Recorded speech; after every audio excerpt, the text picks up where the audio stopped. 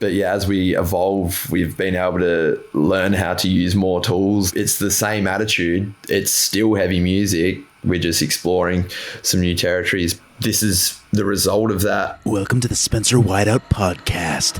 Rated R. You have some criminal charges, bro. It's like we're avoiding the shark. No, great turbo neck guy. I'll give you a kiss. You give me your number. Got checked out a ton, dude. Tell me you felt. We're Americans. We're the ones that are descendants from the 1776 musket-bearing motherfuckers.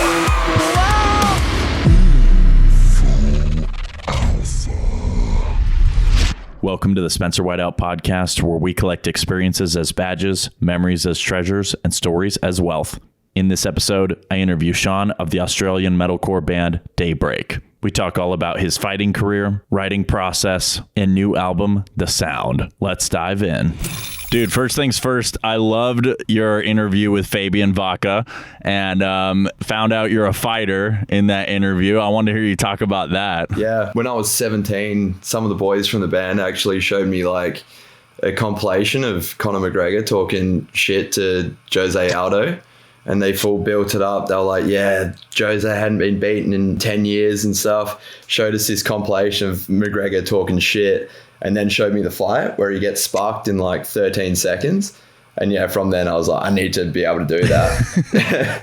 Yeah, so I've been training 4 or 5 times a week ever since. So it's been 8 years now. Spent 3 years coaching boxing and Muay Thai. I've been to Thailand for a few months training and stuff with some high level competitors. And yeah, no, it's a massive part of my life. That's epic, dude. Colby Covington's my guy. I don't know how you feel about him. Polarizing figure, but I do love a bit of Colby. He's a great trash talker, dude. I think he learned it from Conor, though. We'll give him that.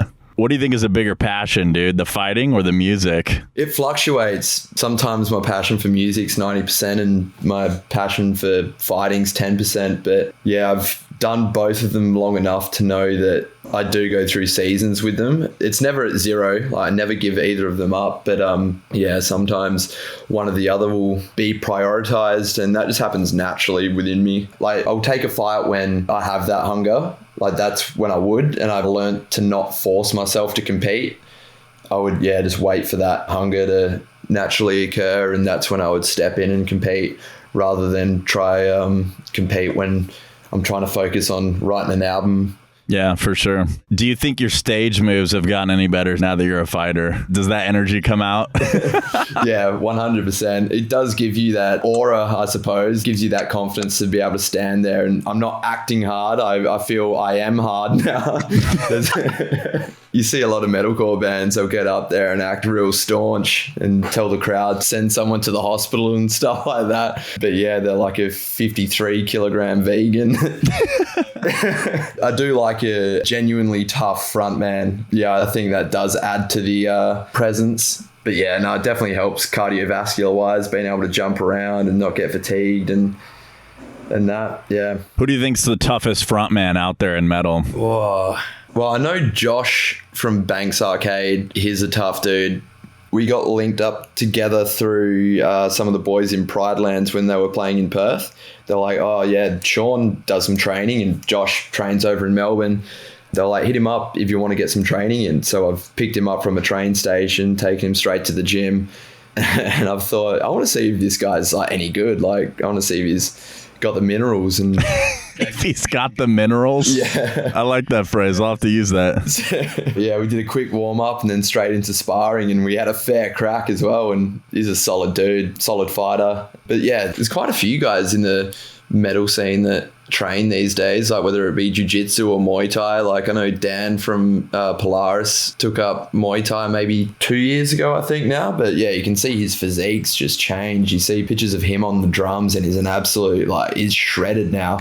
He's got that full striker kind of build, which is sick. And then Alex Terrible as well. He's pretty intimidating. I don't know if he fights or if he just gets buff. He fights bears, so there's that. That's my answer. Yeah, he's definitely the toughest frontman out there. Like, he looks like the toughest frontman out there, and he competes in bare knuckle boxing. Like that's what he does. He doesn't do MMA. He doesn't do any other rule set. It's bare knuckle boxing. It's nuts. Yeah. If you could fight any other frontman, who would it be? Do you have beef with anybody, or just maybe a friendly fight? Yeah, there's definitely people I wouldn't mind smacking, but we'll keep it friendly. I'd like to fight Josh from Dark Matter. Nice, dude. I'll take him down. He's a big boy. He's like, I don't know, 6'6", I'll say. Yeah, he's a massive dude. He's a security guard as well. I wouldn't mind a crack at him. So talk to me about the formation of Daybreak. How did that all get started? I think I was 14 when I first started the band. I watched Chelsea Grin and the Amity Affliction at an all ages show, and I was like, yeah, I want to do this. Basically told a bunch of guys at my school that they need to learn to play instruments because I want to do vocals for a band. Naturally, like most of them dropped out, but our mate Brown, who was an original member, he played the bass. Me and him put an ad up on Gumtree and found Blake, who lived 5 minutes from me and was the same age, and he knew a drummer called Sam. But yeah, it was basically two pairs of mates coming together through Craigslist. And yeah, like the first song we recorded ended up on national radio through a competition called Triple J Unearthed High. We got shortlisted for this competition that I didn't even know we entered. And yeah, we got invited up to the ABC building in Perth, and we were interviewed, and yeah, it was a lot. It was a lot really quick. Yeah, away we went. Have you guys always been unsigned? Oh, yeah, we've always been unsigned. We've had interest from labels, and even with this record, we could have sent it around, but we weren't overly interested. Until you get to the higher levels, the bigger labels, I don't really see the point. With the internet these days, I think it is what you make of it. You just have to push yourself into algorithms. It's not really up to labels to be able to get you into these algorithms. It's down to your content. So we didn't really see the point. Rather keep it DIY, keep it in-house, just keep it within the boys. That's legit, dude. So you guys started in 2014 with the single Retribution, then Possessor, and I found you guys in 2017. Really, I was blown away when I found Lost Sentience. I thought the mix was huge. The songwriting was next level. It always kept me guessing. I feel like it really holds up well. So I wanted to hear about the inspiration for that EP. It seemed like you guys really found your sound and kind of were punching above your weight class with that EP. Yeah, no, that was a fun EP to write. Like, I think we were 17 when we wrote that. The other boys would have just been 18. But yeah, no, that was a very collaborative writing process. We would all get together, like all five of us. We would get the computer hooked up through like a TV so we can all see the session. We're not like sat behind a producer. It was like in front of all of us. And to be honest, yeah, we just used to smoke weed and throw out ideas. And yeah, it was just a good time. Cody Brooks produced that, and that was his first body of work that he mixed and mastered as well. So yeah, we'd sit in his living room and throw out ideas. We didn't really have any parameters. We just wanted some heavy stuff, and it's not like we stuck to one style of heavy music. There's like some that are more deathcore influenced, and then some that are more like beat down kind of thing. Had people try to label us, but I don't think you can ever, like whichever body of work, you can't really label it with one subgenre. Yeah, we know you don't believe in labels, so. Yeah, that's right. So in the Lost Sentience video, what is in the jars? Is that some acid green goo in there? Yeah, it's a throwback, eh? That was my idea. Get that nice green color coming through, put some lights behind it, and put some like animal organs in there, which is what it was. It was, yeah, just green food dye and animal organs. Real animal organs? Yeah, Will from Split Mask, who filmed the video, he sourced all the meat and stuff like that. So yeah, I'd have to ask him exactly what it was. He probably just would have got it out of his freezer. That dude's a bit of a freak. So that's a great answer. I got another question for you. So as a filmmaker myself, I tend to get inspired by music to write movies. And I'm wondering for you if there's any movies that have inspired you to make music. Oh, that's a good question. Guy Ritchie. So like The Gentleman, I really like the vibe to Snatch. It's just a real grimy British underworld style movie. It's got some organized crime scenes in there and like a lot of bare knuckle boxing. Yeah. The soundtrack to that rips, but yeah, just encapsulates that kind of early 2000s, late 90s vibe. Bands like Massive Attack are used, and I like a lot of the sounds that Massive Attack use in their music. And yeah, that definitely inspires some sounds, especially with my attitude towards the next record, kind of leaning into a bit more of those soundscapes and stuff that we've touched on in the new album. Yeah, movies like that. Yeah, for sure. And if you could replace any movie soundtrack with Daybreak's music, what would it be? Transformers 2. Oh, man, dude. Why number 2? I think Transformers 1, dude. T1, they were setting it up a bit more. T2, it was just straight combat. Let's just get some breakdowns with a bit of synth, like pumping over some like Ironhide fight scenes, you know? Yeah, that would go pretty hard. Transformers. I like that a lot. That's a great answer. I saw on a subreddit people talking about our album, and someone called us Optimus Prime Core. I was like, yeah, dude, Optimus Prime Core. I'll run it. Shout out to that Reddit user for inspiring this. My guy. Okay, and then talk to me about the Acid Green single, and then we can get into the Godfather EP as well. Where were you guys like as a band during that time period?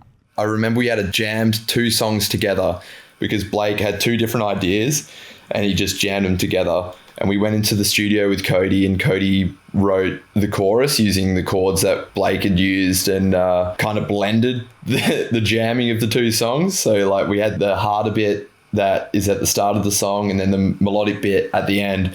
And Cody just took elements from both and made the chorus. And that was it. Like it happened so quick.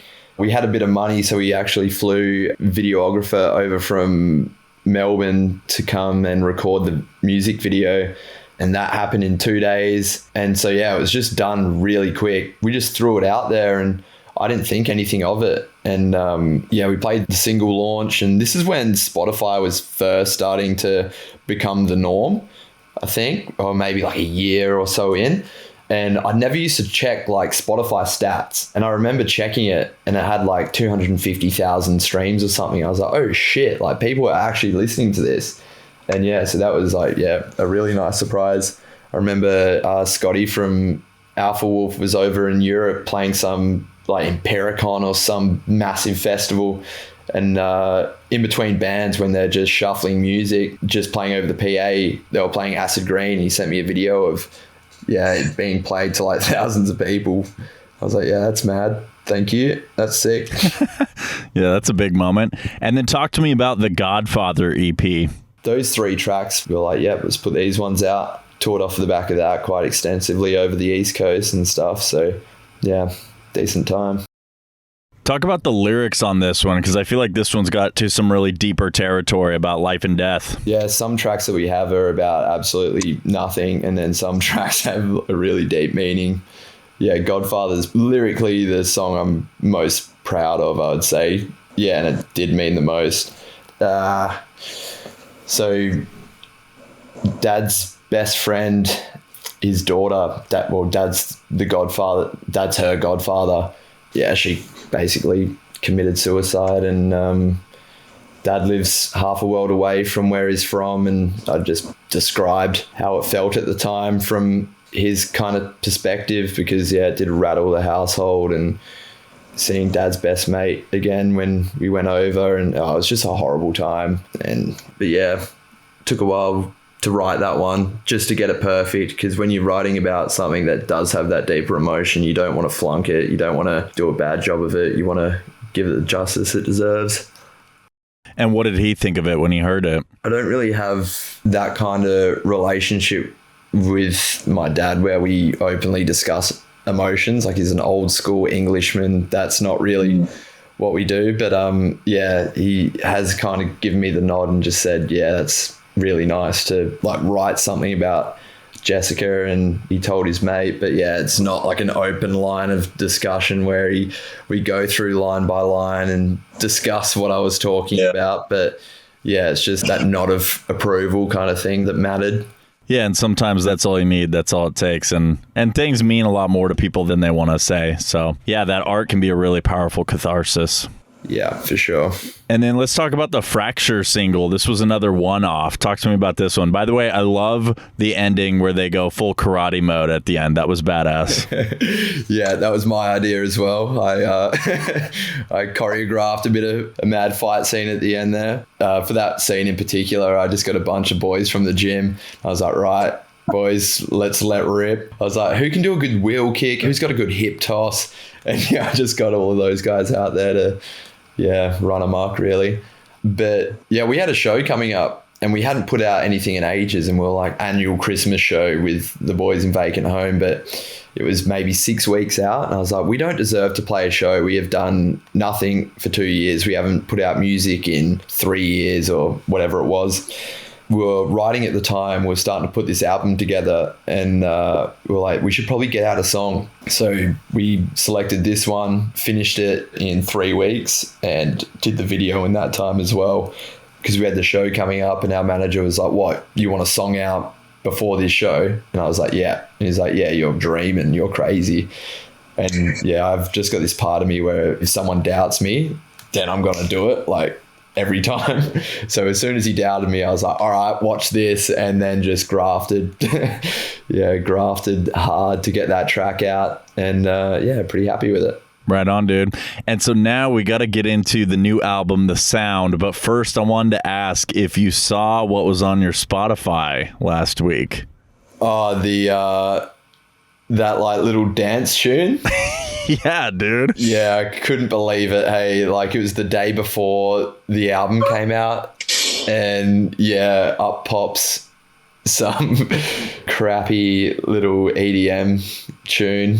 Yeah, just our luck. And it was so funny because you guys obviously are leaning into this EDM metalcore thing really hard. And so, I mean, I knew it was a mistaken track that got put under your guys' band, but I was like, dude, I bet you there's going to be a few people that are going to listen to this and be like, wow, Daybreak went way soft. Like, this is horrible.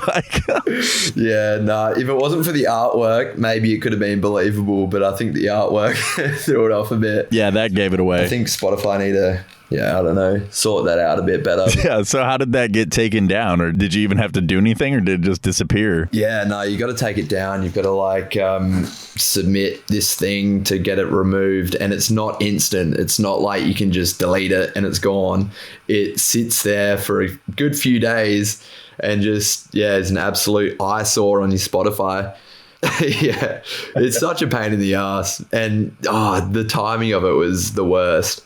But yeah, it is what it is. 10 years of being a band, how does it feel to finally have a debut album released? It's pretty crazy. All the years of writing music, I feel like this is, a good account of myself for an album. Like, I'm happy with it. I've found what kind of sounds I like and, kind of matured as a vocalist as well. So happy with the result, happy with the process.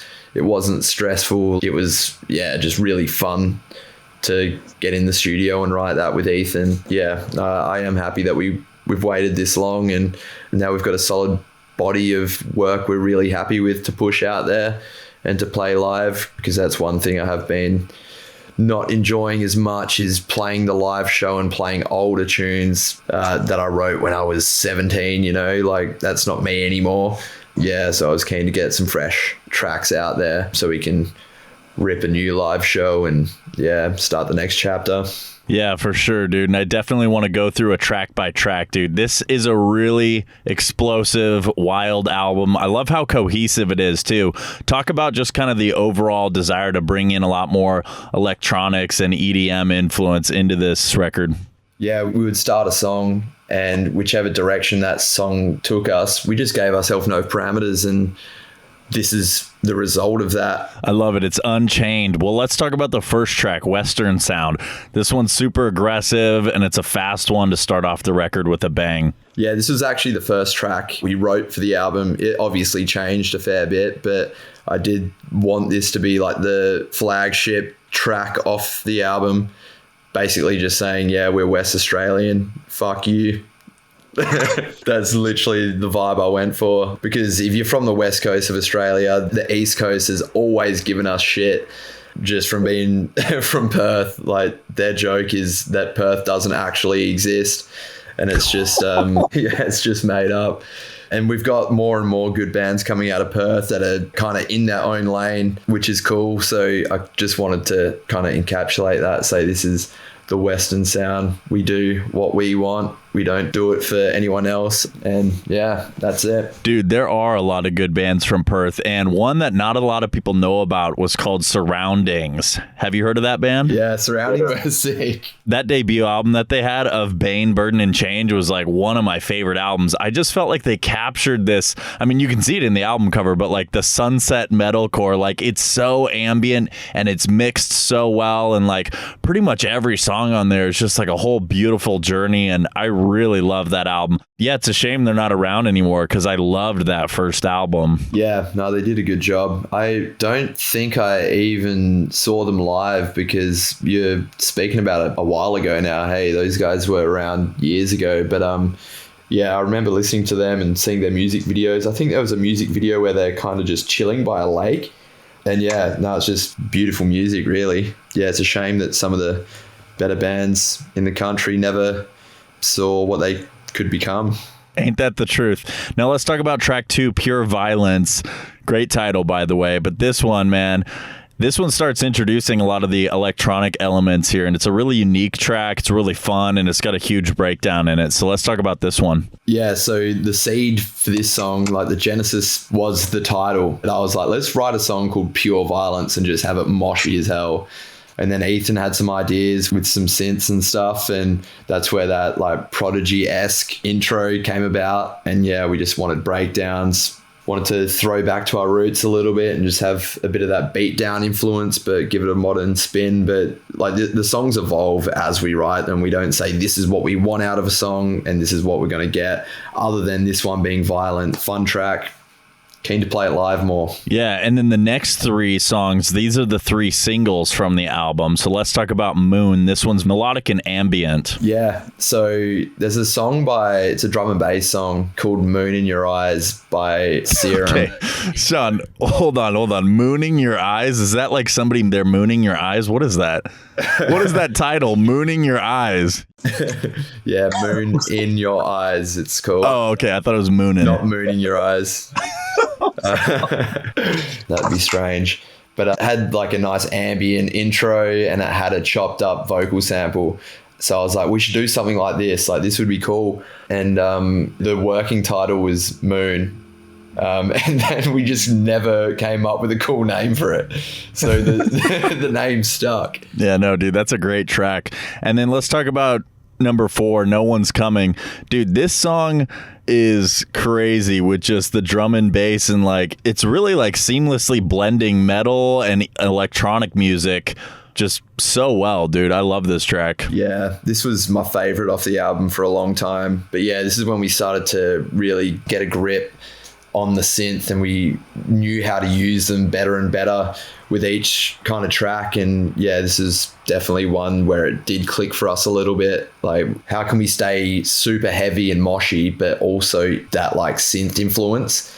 And yeah, like just getting them on the same kind of level where they're both in that nice heavy region that make people want to mosh. So yeah, we just blended them nicely, and yeah, it's one of the toughest tracks we've got. It's kind of a weird track because when I listen to this, it almost sounds like a remix to a song that doesn't exist. Do you know what I mean? Yeah. No, you could definitely strip it back and just turn it into a meat and potatoes metal song without the synth, rewrite it to only include a guitar, a bass, and a drum kit, you know? But yeah, it's not us anymore. We like to add a few more layers in there and give it a bit more of a vibe.